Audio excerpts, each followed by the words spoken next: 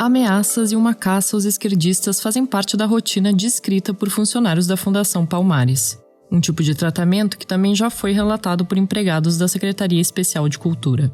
São denúncias de assédio moral e perseguição ideológica que geram tensão, medo e estresse entre os empregados que guiam o funcionamento dos órgãos responsáveis pela gestão cultural brasileira. Eu sou a Aline Pellegrini e este é o Durma Com Essa, o podcast de notícias do Nexo.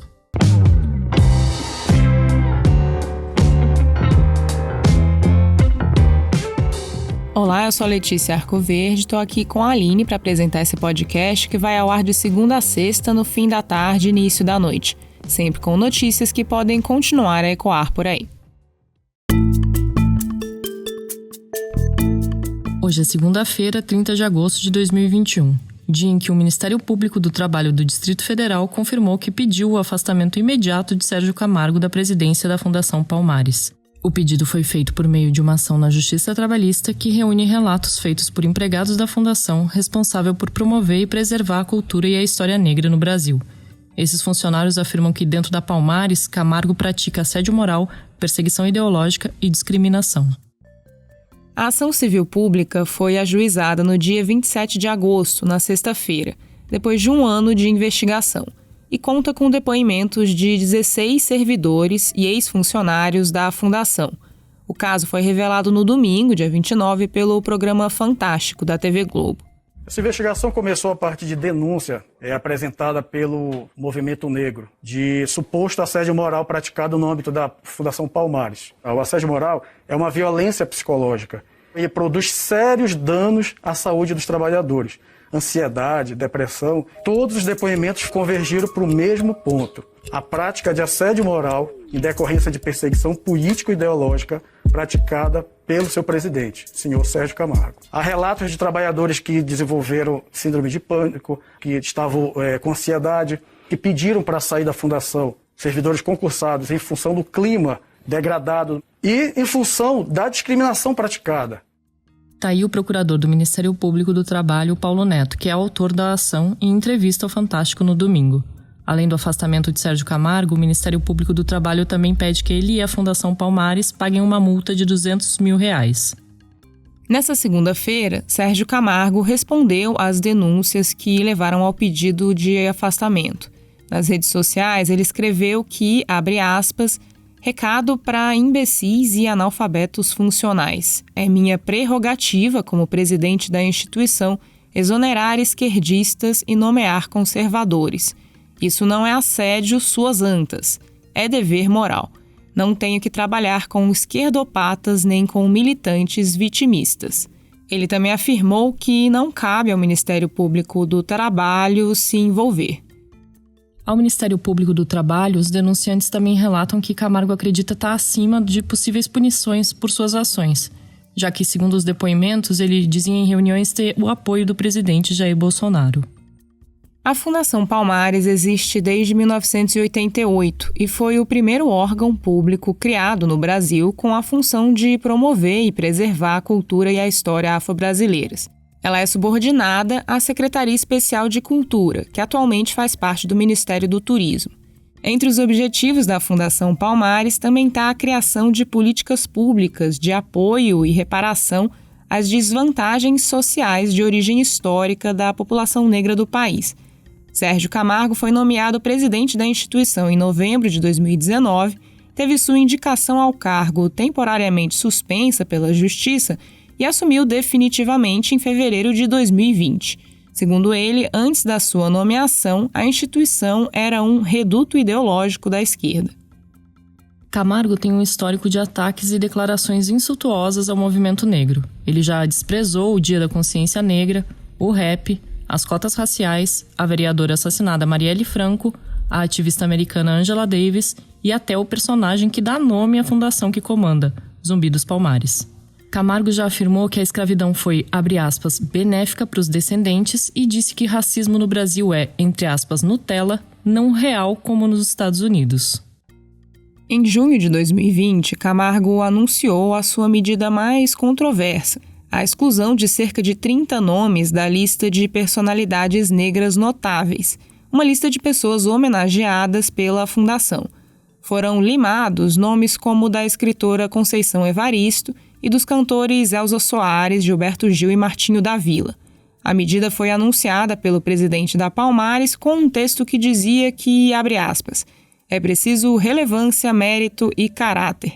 A lista de personalidades negras notáveis passa a prestar homenagens póstumas.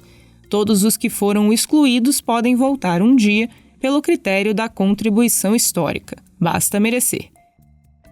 Já em junho de 2021, o presidente da Fundação Palmares anunciou o expurgo de livros considerados por ele esquerdistas ou imorais do acervo da entidade.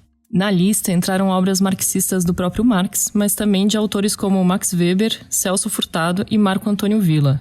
As publicações foram reunidas em um setor à parte, chamado por Camargo de Acervo da Vergonha. Camargo também mantém uma relação conflituosa com organizações do movimento negro, que ele já chamou de escória maldita.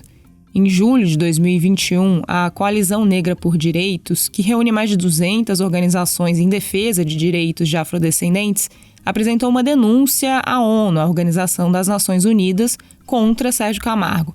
O documento cita constantes ataques ao patrimônio histórico e cultural da população negra e aos direitos humanos.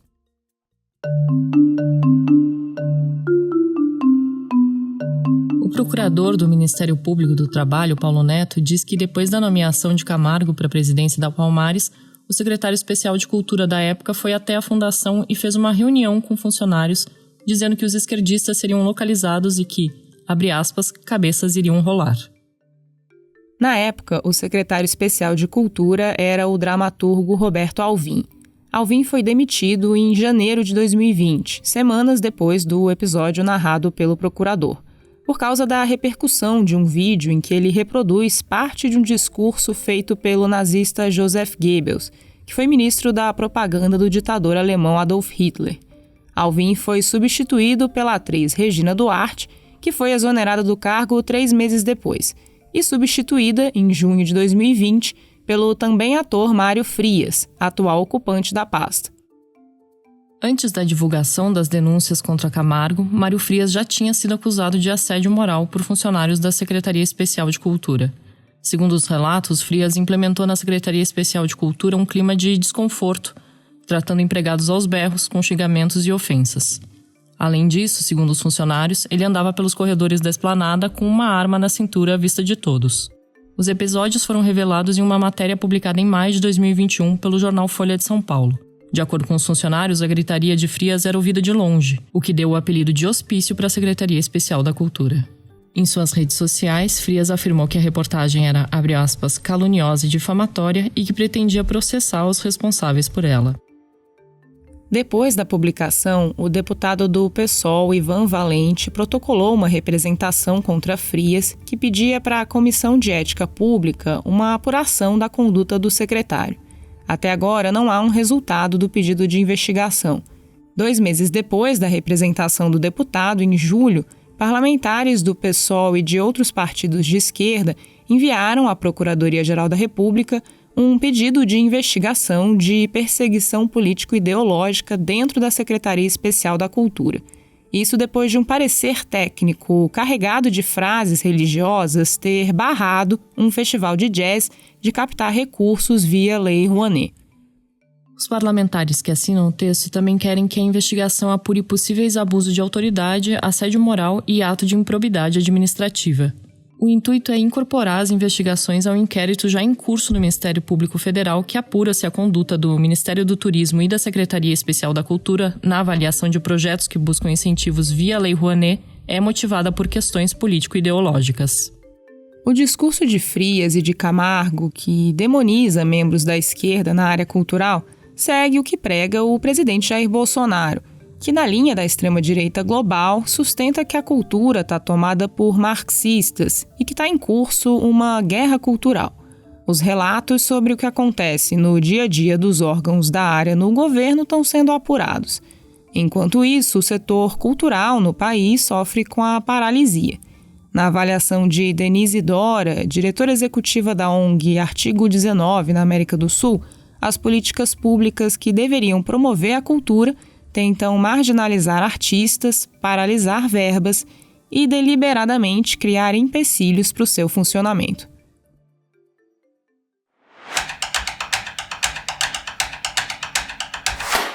Na madrugada de domingo para segunda-feira, uma série de assaltos a bancos instalaram o caos em uma cidade do interior paulista. O redator Estevão Bertoni está escrevendo sobre o assunto. Estevão, conta pra gente o que aconteceu em Araçatuba na madrugada dessa segunda-feira. Um grupo de criminosos atacou por volta da meia-noite 3 agências bancárias no centro da cidade, que tem cerca de 200 mil habitantes. Ainda não se sabe quantos homens estavam envolvidos na ação, mas era um grupo relativamente grande. Eles fizeram moradores como escudos humanos, inclusive forçando as pessoas a deitar em cima dos capôs e dos tetos dos carros que eram usados no crime. Os bandidos atiravam para o alto e forçavam os próprios reféns a ligarem para a polícia e a desligarem antes de passarem as informações. Carros foram queimados pelo centro e 40 explosivos foram espalhados por 20 pontos para dificultar a resposta da polícia. Nesta segunda-feira, Araçatuba parou. As aulas foram suspensas, o transporte público foi desviado para não passar pelo centro e as ruas ficaram fechadas por causa dos explosivos. 3 pessoas morreram, sendo 2 moradores e um suspeito, e 5 ficaram feridas. E, Estevão, por que esse crime pode ser caracterizado como parte de um fenômeno chamado de novo cangaço? O termo novo cangaço, para designar esse tipo de ação de bandidos, começou a ser usado por delegados de polícia e pela imprensa. É uma estratégia que remete a grupos de sertanejos, como de Lampião, que no começo do século XX sitiava e saqueava cidades e enfrentava a polícia. O novo cangaço, segundo a professora Jane Aquino, da Universidade Federal do Ceará, que pesquisa o tema, começou no Brasil ainda nos anos 1990, no Nordeste. É uma estratégia diferente de roubos, como o assalto ao Banco Central de Fortaleza em 2005, feito por um túnel, de modo discreto, e que é considerada, dentro do crime, uma ação de bandidos de elite. No novo cangaço, as intervenções são espalhafatosas, mas também exigem planejamento e logística que facilitam a fuga. É sempre de madrugada, em cidades pequenas e médias com pouco efetivo policial. Em Araçatuba, os bandidos usaram um drone para monitorar a chegada da polícia. É muito difícil prender os envolvidos depois. Desde 2018, mais de 30 ações do tipo já foram registradas pelo país. O texto do Estevão você vai poder ler no nexojornal.com.br.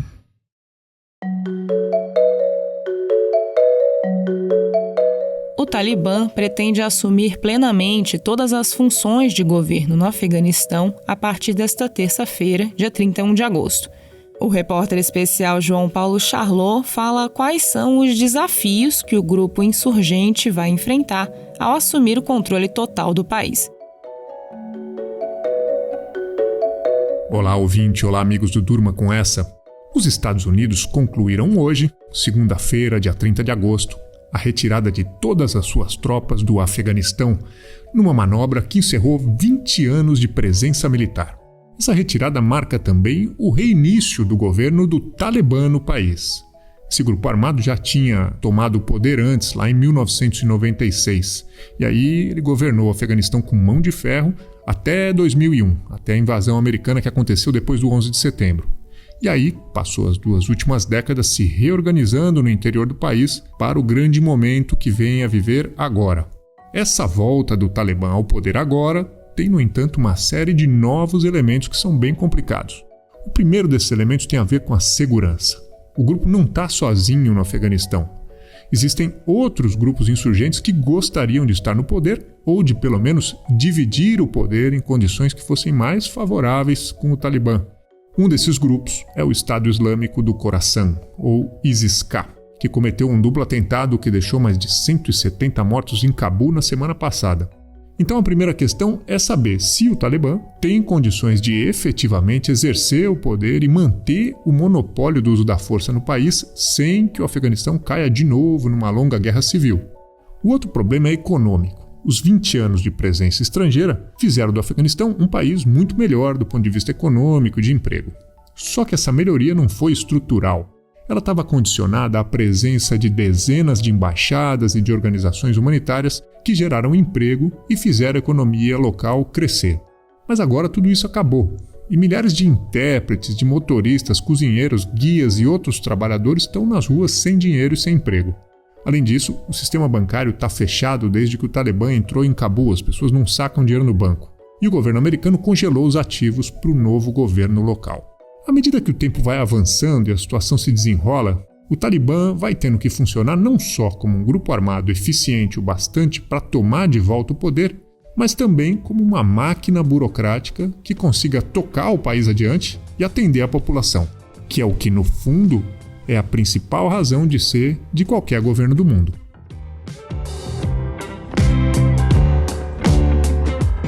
Das denúncias de assédio moral de funcionários da Fundação Palmares e da Secretaria Especial de Cultura, passando pelos crimes cometidos em Araçatuba e terminando com os desafios do novo governo do Talibã no Afeganistão, durma com essa.